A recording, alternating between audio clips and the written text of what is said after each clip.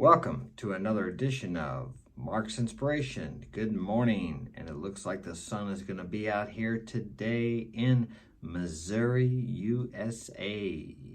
Today's topic is going to be communication. And what do you think of when I say communication? I'll bet the first thing you think of is words, palabras, and what other language you're in, whatever word you use for words. Okay.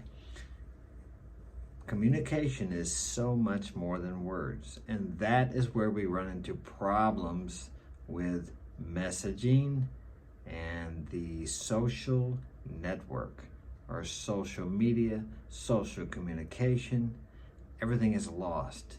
So if you're texting your girl, less is better, because you can start all kinds of arguments messaging your girl or trying to pick up a girl.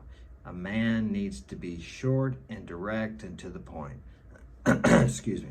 That's not to say you can't make a joke here and there, but the more you say, the more chance you have of screwing up whatever opportunity you have with her. You cannot build attraction over text. Now, that's my opinion. I guess there are some guys who teach texting game, and maybe that works for them. But what is the whole point of the communication you have with this girl? To get together with her. Do you want to have a phone ship or some type of relationship?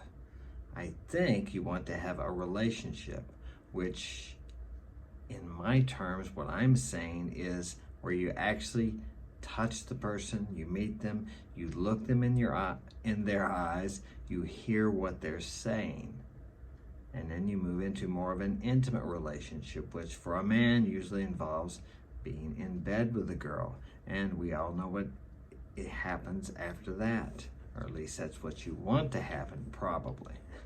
Okay, but whatever you want to happen, you have to be in person with that person. Although there are some men, I've been told by many girls online, who prefer online relationships. Yes, that's quite a buffer, isn't it? Very safe. Well, I'm sure they get some type of satisfaction out of that.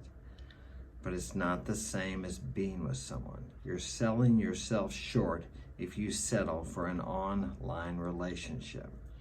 I realize in some cases there is no other alternative if they live on the other side of the world, but even then, I do not talk to girls out of the country that I have to travel to see unless I'm vetting them to get to know them because I'm going to go see them or fly them somewhere, or we're going to meet in Cancun or Paris or Ukraine or whatever, someplace. I want to go to Italy is where I want to go. I want to see the Colosseum. So I'll either take someone there with me or I will have a woman meet me there.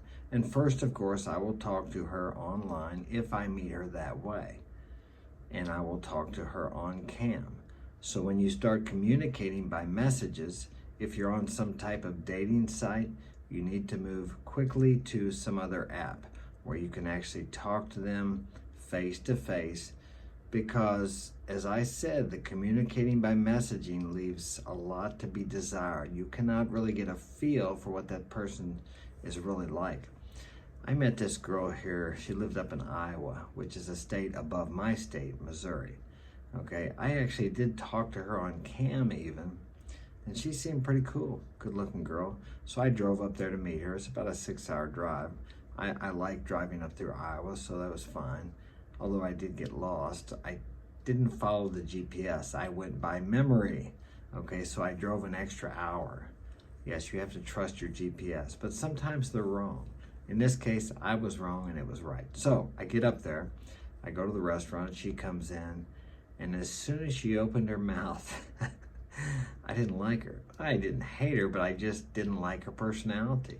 She was friendly and nice. It wasn't that she was a biatch, okay, but I just didn't click with her. So she sat down and we ate, and I got a room because I wasn't going to drive back, so I took her back to the hotel room, but she just didn't do anything for me, okay? I don't know how to explain it other than we just didn't click. So it's very important that you talk on cam first.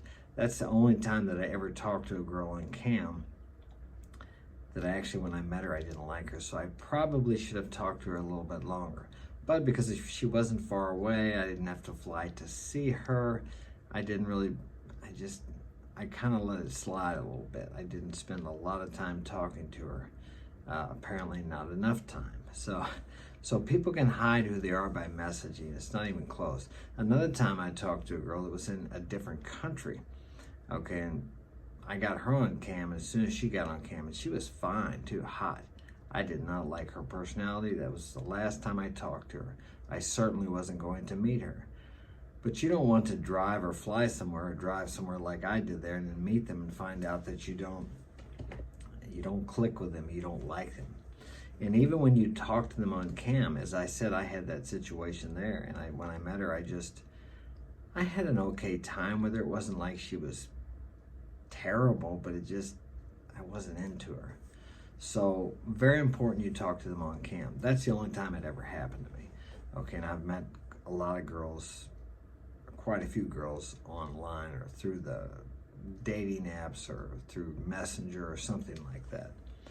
But the communication is so much more than words.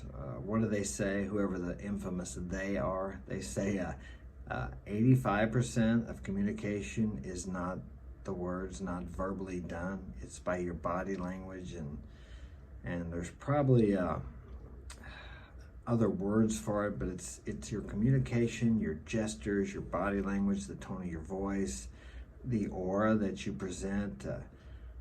When I walk into a room, people feel who you are. And if they don't, you need to rise up. You need to raise your consciousness up to where your presence evokes a reaction from people. Now, it doesn't have to be a bad reaction, but when you walk into a room, you should walk into a room like you own that room. And people should notice you. Your presence should make an impact when you walk into a room. And now it will if you believe your presence makes an impact when you walk into a room. Mine does, because I believe that. I mean, you've got to believe it. Always when I was younger, I taught people, walk into the room, to the dance, to whatever situation you're in, like you own that place. Walk in there tall, standing up straight, chin tucked in like a soldier. Look around, survey the area, survey the situation. You don't look at anyone too long. You're just checking everything out about the situation. I guarantee if you do that enough, you will start to attract people's attention.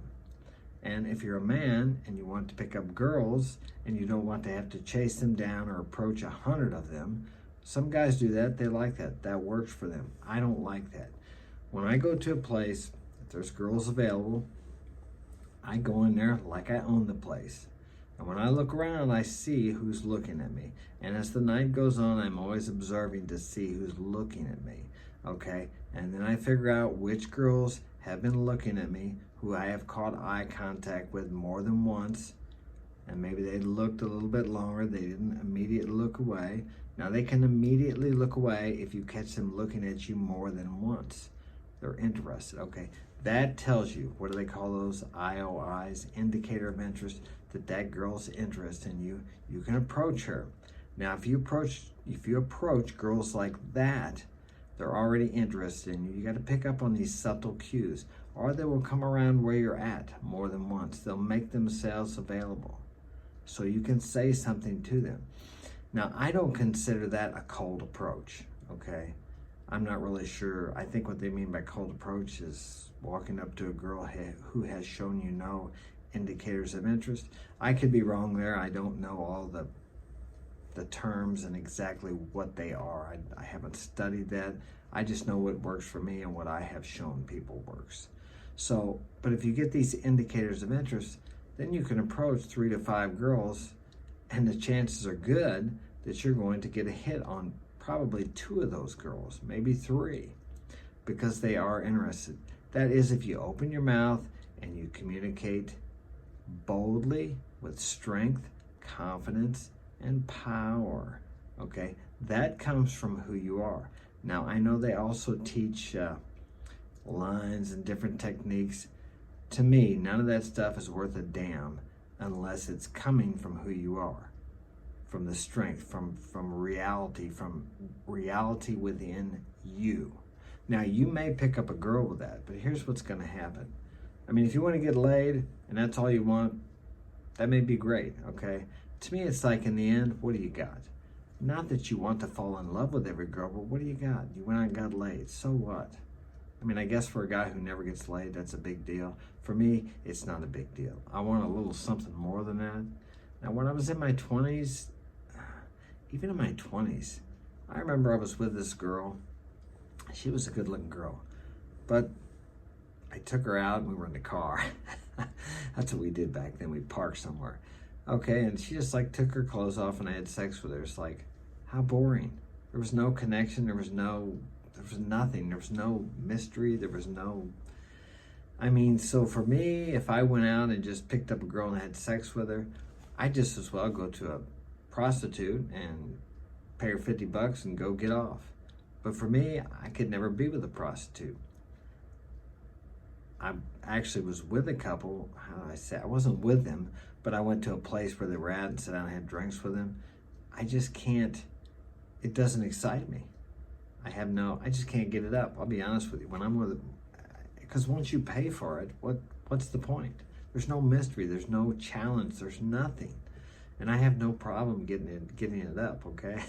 I have 8 kids, maybe 9, and I've been with quite a few women. Not the numbers some of these guys nowadays have been with, because when I was younger, the girls weren't giving it out like they are now. It's like they weren't quite that easy. A girl 20 years old in my day, back when I was younger in my 20s, if she had been with 3 to 5 people, she was borderline on being slutty. Nowadays, if she's 20 and she's been with 3 to 5 people, that's pretty damn good, because most of them have had 20, 30, 40, some even more partners than that. My sons are 20 years old and under, and some of their girlfriends and girls they know that are 17, 18, 16, they've already had 20, 30 guys, and you can see it in their face. It takes the sparkle out of their eyes. It's really kind of sad. I hate to see it, but that's the way society is today. It's just, girls need to value their sexual, how do I say, they need to value sex. And they need to realize to value themselves enough that they're not out there giving it away to everyone. I watched a video the other day where this guy explained why why it's different for a man and a woman. If a woman goes out and sleeps with 20 guys, she's considered slutty, okay? But if a man goes out and does it, he's considered a stud. Now, is that fair? Well, life isn't fair if you want to look at it that way. But here's the difference. The man has to put out effort. He has to go out there and approach. He has to have something, some kind of skills, some kind of personality, some kind of character. A woman, all she has to do is say yes, because she's always got guys wanting to sleep with her. Now, even though I have girls that I could sleep with easily, I still had to put out the effort. More than likely, I have to contact them first, or I have to put myself out there. Very rarely is a girl going to come up to you and say, I want to sleep with you. But if I back up 20, 30, 40, 50 years ago, 40 years ago, what I told you about the girl earlier, now she was one that I kind of said yes to, and it was boring. I mean, it's like, I don't want that. I want a challenge. I want a girl who's not sleeping with every other man around just because she can. I don't want a girl who has a higher notch count than I do. And I'm sure there's some out there now. I don't have the numbers, like I said, some of these guys today have. But the point of all this is, back to communication, these are all things that are communicated sometimes before the words are ever spoken. You meet a girl, I can tell a girl when I meet them if they've had a lot of sexual partners. By their actions, their attitudes, their words. It may take a little while, but I can tell. And now women think they can hide that. They may hide it from some man who is really inexperienced, but a high status man, a man of value, a man who studies these things, works on himself, he will pick up on, he can tell if a girl has had a lot of sexual partners. It comes out. You cannot hide who you are. Very different.